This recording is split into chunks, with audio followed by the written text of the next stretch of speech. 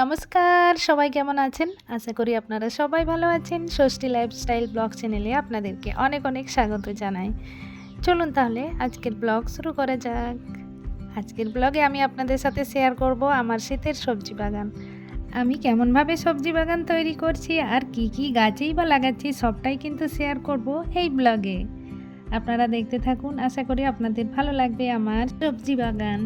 আর এই যে লঙ্কা গাছগুলো দেখতে পেলেন, এগুলো কিন্তু আমি বাজার থেকে নিয়ে এসেছি, নার্সারির থেকে নয়। আমি একদিন বাজারে গিয়েছিলাম, বাজারে দেখলাম অনেক ধরনের সবজি চারা বিক্রি হচ্ছে। তো ভাবলাম যে শীতকাল পড়ে গেছে, তো চারা গাছগুলো নিয়ে যাই, আমার তো কাজে লাগবে। আমি যেহেতু সবজি বাগান করবো, আর সবজি বাগানের সাইডে সাইডে এই লঙ্কা গাছগুলো আমি লাগিয়ে দেবো। যেমন কথা তেমন কাজ, সকাল সকাল শুরু করে দিলাম মাটি কোপানো। আর বাগান তৈরি করার প্রথম কাজ হচ্ছে মাটি কোপানো। মাটিটাকে আগে ঠিকঠাকভাবে প্রসেসিং করতে হবে, তারপরে গাছ লাগাতে হবে। আমি তো এইভাবে তৈরি করি, আপনারা কেমনভাবে তৈরি করেন সবজি বাগান আমাকে অবশ্যই জানাবেন, আমিও ট্রাই করব আপনাদের মতো। করতে হবে, তারপরে ভেলিটা বানাতে হবে, তারপরে লাগাতে হবে। এটা দিয়ে মাটিটা সরিয়ে দিলাম। এই যে দেখতে পাচ্ছেন, এই চারাগুলোই নিয়ে এসেছিলাম, প্রায় 20টা মতন গাছ ছিল। আর আনার পরে হচ্ছে আমি জলের মধ্যে রেখে দিয়েছিলাম যাতে না মরে যায়। অনেক শক্ত শক্ত চারা গাছ, কিন্তু এগুলো আমি আগেই বললাম, এগুলো কিন্তু আমি নার্সারির থেকে নিয়ে আসিনি। একজন কাকা বাজারে বিক্রি করছিলেন, ওনার কাছ থেকে আমি এগুলো কিনে নিয়ে এসে এই যে সবজি বাগানের সাইডে সাইডে আমি লাগিয়ে দিচ্ছি।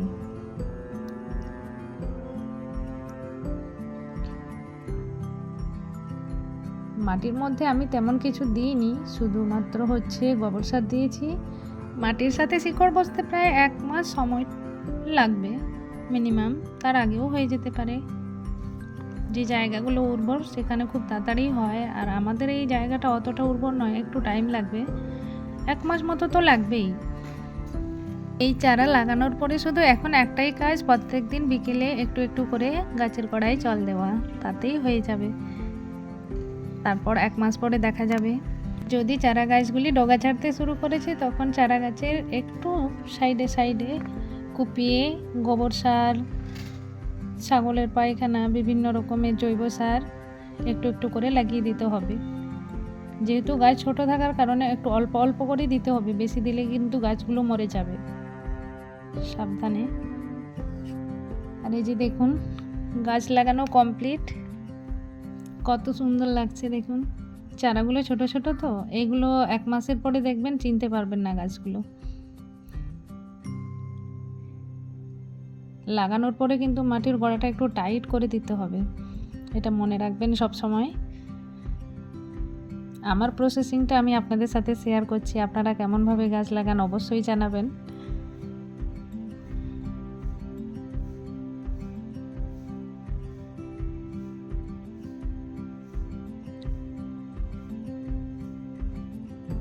আর ওই পাশে দেখুন একটু ছোপ আছে, এখনও ওই পাশে আলতি গাছ লাগানো আছে, তাই ওই পাশে এখনও মাটি কোপনে হয়নি।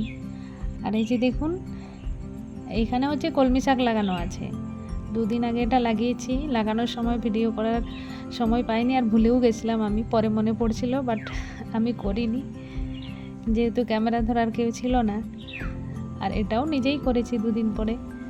আর এটা হচ্ছে ওই 1 সপ্তাহ মতো হয়েছে। দেখুন কত সুন্দর লাগছে। এইগুলো যখন বড় হয়ে যাবে না, দেখে মনে হবে আমি কেটে করে ভেজে করে খেয়ে নিই।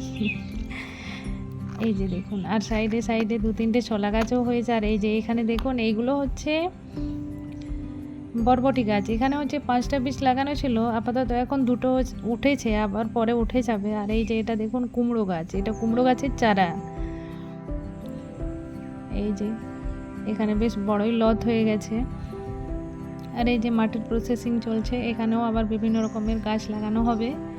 আর গাছও ধনেপাতা লাগানো হয়েছে, এটা বলতেই ভুলে গেছি, একসাথেই লাগিয়েছিলাম। উপরে উপরে 1-2টো বীজ দেখা যাচ্ছে। আরও এখনো অনেক কিছু গাছ লাগানো এখন বাকি আছে, আমি ওটা পরে শেয়ার করব। চলুন একটা জিনিস দেখায়, এটা হচ্ছে আগের বছরের কলমি শাকের বাগান। দেখুন কত সুন্দর হয়েছে, এরকমই হবে ওই কলমি শাকগুলো। চলুন তাহলে, অনেক বড় হয়ে গেল আমার সবজি বাগানের ব্লগ, সবটা কিন্তু দেখানো হলো না, এখনো হয়নি তো তাই। তো কেমন লাগলো অবশ্যই কমেন্টে জানাবেন আমার সবজি। আর হ্যাঁ, আমার এই চ্যানেলটা নতুন, প্লিজ আপনারা সবাই সাবস্ক্রাইব করে পাশে থাকবেন। আর ভিডিও ভালো লাগলে অবশ্যই লাইক কমেন্ট শেয়ার করতে ভুলবেন না। চলুন, সবাই ভালো থাকবেন, সুস্থ থাকবেন, সবাইকে ভালো রাখার চেষ্টা করবেন। ধন্যবাদ।